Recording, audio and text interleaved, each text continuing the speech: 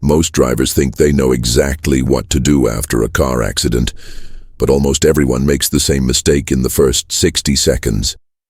And that one moment, just one wrong move, can cost you thousands of dollars, get your insurance claim rejected, and even put you at legal risk. The surprising thing? It's not what you think. It's not panicking, it's not arguing, and it's not forgetting to call someone. It's something much more common. Something people do without thinking. And by the time they realize it, the damage is already done. In this video, I'm going to show you what never to do immediately after a crash, and why avoiding this mistake can save your money, your safety, and your future. A car accident hits you in a way nothing else does. Your heart jumps, your mind freezes, and your first reaction is usually emotional, not logical. In those first few seconds, you're not thinking about insurance, legal issues, or financial consequences. You're just trying to understand what happened. And that's exactly the moment where most people slip up. Most drivers focus on the wrong things.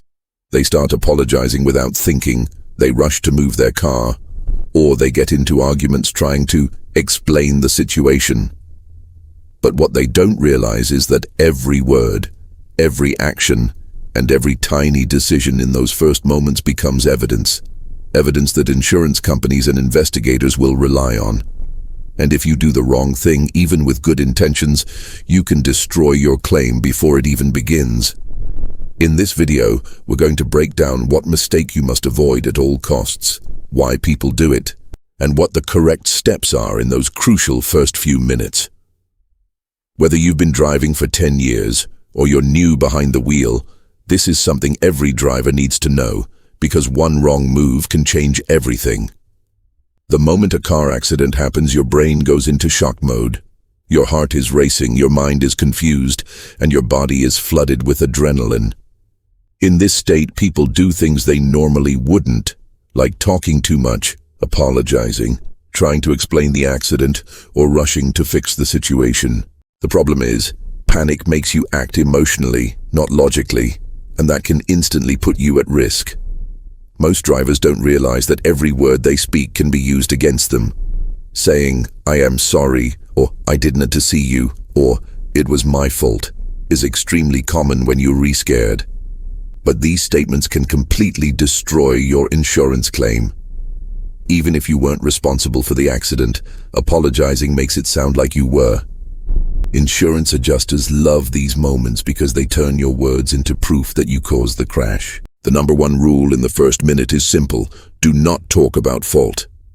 Don't argue, don't explain, don't confess, and don't try to calm the other driver by accepting blame. Your only job in the first few moments is to stay calm, check for injuries, and protect yourself from making statements that can come back to haunt you later. The biggest mistake most drivers make after an accident is moving their car immediately, before taking photos, before documenting damage, and before understanding what actually happened. People move their vehicles because they feel embarrassed blocking the road, or they want to avoid traffic, or the other driver pressures them to just move it to the side. But once you move your car, the original accident scene is gone forever. Insurance companies rely heavily on physical evidence, car positions, skid marks, road angles, point of impact, traffic signals, and weather conditions. If you move your car, the entire story becomes unclear. Now it's just your word against the other drivers, and trust me, the other driver will say whatever benefits them. Without the real scene preserved, proving who caused the accident becomes almost impossible. The only time you should move your car is if it asks blocking traffic in a dangerous way or the police instruct you to do so. But even then, take full pictures and videos from multiple angles before moving anything. Capture your car, the other vehicle, the road markings, surroundings, traffic signs, and any damage. Evidence is your strongest shield, but once you move your car too early, that shield disappears. Many drivers make the mistake of leaving the accident site too early. Either Because the damage looks small, the other driver says, "Let's handle this privately," or you're trying to avoid the hassle of waiting. But leaving without a proper police report is one of the fastest ways to lose your claim completely. A police report does three crucial things. It verifies the accident actually happened. It records both drivers' statements officially. It documents evidence in a neutral, legal way. Insurance companies trust a police report more than anything you say later. If the other driver changes their story afterward, and many do, you're in trouble. They might blame you, deny the accident, or claim injuries later that didn't exist. Without a police report, you have no protection. Also, leaving the scene can legally be seen as hit and run, depending on where you live. Even if no one is injured, driving away can get you fined or charged. Always call the police, even for small fender benders. A few minutes of waiting is nothing compared to the nightmare of fighting an insurance dispute without any official documentation. Right after an accident, your phone becomes your best friend. But many drivers forget to take pictures, record videos, or collect essential details because they're emotionally overwhelmed.